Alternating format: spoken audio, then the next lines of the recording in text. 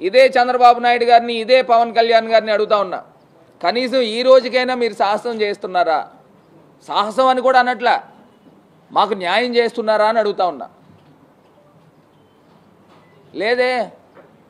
ఇదే రాజమండ్రి పార్లమెంట్ కానీ, ఇదే రాజమండ్రి అసెంబ్లీ కానీ, ఇదే రాజమండ్రి రూరల్ కానీ 3 సీట్లు బీసీలకు ఇస్తా ఉన్నారే జగనన్న, మరి మీరెవరికి ఇస్తున్నారండి?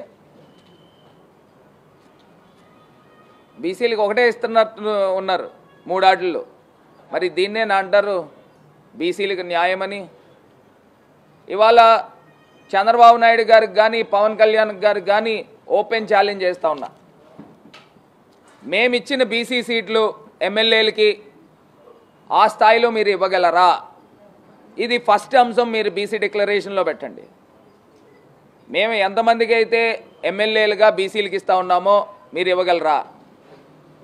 మేము ఎంతమందికి అయితే బీసీలకు ఎంపీ సీట్లు ఇస్తూ ఉన్నామో అన్ని సీట్లు మీరు బీసీలకు ఎంపీలు ఇవ్వగలరా?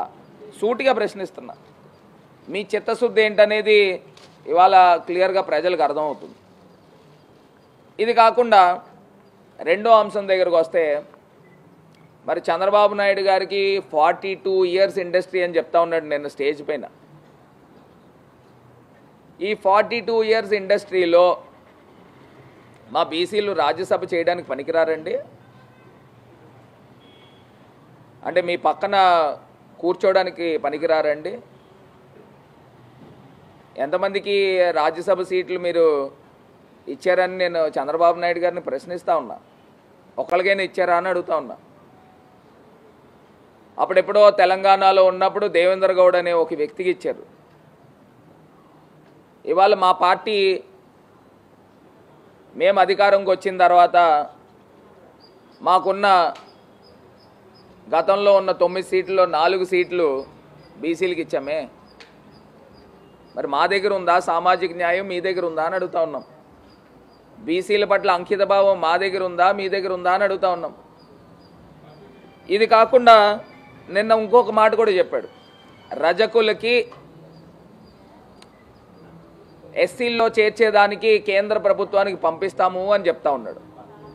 నేను అదే అడుగుతా ఉన్నా, ఇదే చంద్రబాబు నాయుడు గారు 14 సంవత్సరాలు ముఖ్యమంత్రి కింద ఉండి ఇప్పుడు దాకా ఎందుకు పంపించలేదు నాయనా అని అడుగుతా ఉన్నా. మీ చేతిలో కూడా ఏం లేదు, కనీసం మీరు తీర్మానం చేయాలి కదా, ఏపీ అసెంబ్లీలో తీర్మానం చేయాలి కదా. ఉమ్మడి రాష్ట్రంగా ఉన్నప్పుడు ఏపీ అసెంబ్లీలో తీర్మానం ఎందుకు చేయలేదు అని అడుగుతా ఉన్నా. ఇది కేవలం ఎలక్షన్ స్టంట్ డ్రామా కాదా అని అడుగుతా ఉన్నా. ఇదే వడ్డెర కమ్యూనిటీ గురించి మాట్లాడుతూ ఉన్నాడు. వడ్డెర కమ్యూనిటీ గురించి ఏం చెప్తా ఉన్నాడండి? వడ్డెర కమ్యూనిటీని ఎస్టీల్లో చేర్చాలి అని చెప్తా ఉన్నాడు. మరి ఇదే 14 సంవత్సరాలు ముఖ్యమంత్రి కింద ఉన్న చంద్రబాబు నాయుడు గారు ఎప్పుడూ ఆలోచన కూడా ఎందుకు చేయలేదు అని అడుగుతా ఉన్నా. ఇప్పుడే ఎందుకు గుర్తుకొచ్చింది అని మీకు అడుగుతా ఉన్నా. ఇది ఎలక్షన్ స్టంట్ డ్రామా కాదా అని అడుగుతా ఉన్నా. మరి ఇన్ని అబద్ధాలు చెప్తూ ఇన్ని మోసాలు చేస్తూ ఇవాళ ఈయన మాట్లాడుతూ ఉన్నారు. ఇది కూడా ప్రధానమైన అంశము. 33% స్థానిక సంస్థల్లో బీసీలకి మేము స్థానం కల్పించాము అని చెప్తా ఉన్నారు. మేము 10% తగ్గించేసామని చెప్తా ఉన్నారు, 23%. నేను ఇదే అడుగుతా ఉన్నా, ఇదే స్థానిక సంస్థల్లో మేము బీసీలకి ఎన్ని సీట్లు ఇచ్చాము, మీరు బీసీలకి ఎన్ని సీట్లు ఇచ్చారు? పోనీ కోర్టు ఆర్డర్ వలన ఆ రోజు 23%కే కోర్టు కుదిచ్చింది కాబట్టి, అయినప్పటికీ కూడా జగనన్న ఒక అడుగు ముందరికి వేసి ఆయన చేసిన కార్యక్రమం ఏంటండి? జగనన్న ఒక అడుగు ముందరికి వేసి చేసిన కార్యక్రమం ఏంటండి? 33% కాదు, ఇంకా ఎక్కువే, 33%కి ఎక్కువే బీసీలకి స్వచ్ఛందంగా ముఖ్యమంత్రి గారు జగన్మోహన్ రెడ్డి గారు ఇచ్చారు సీట్లు.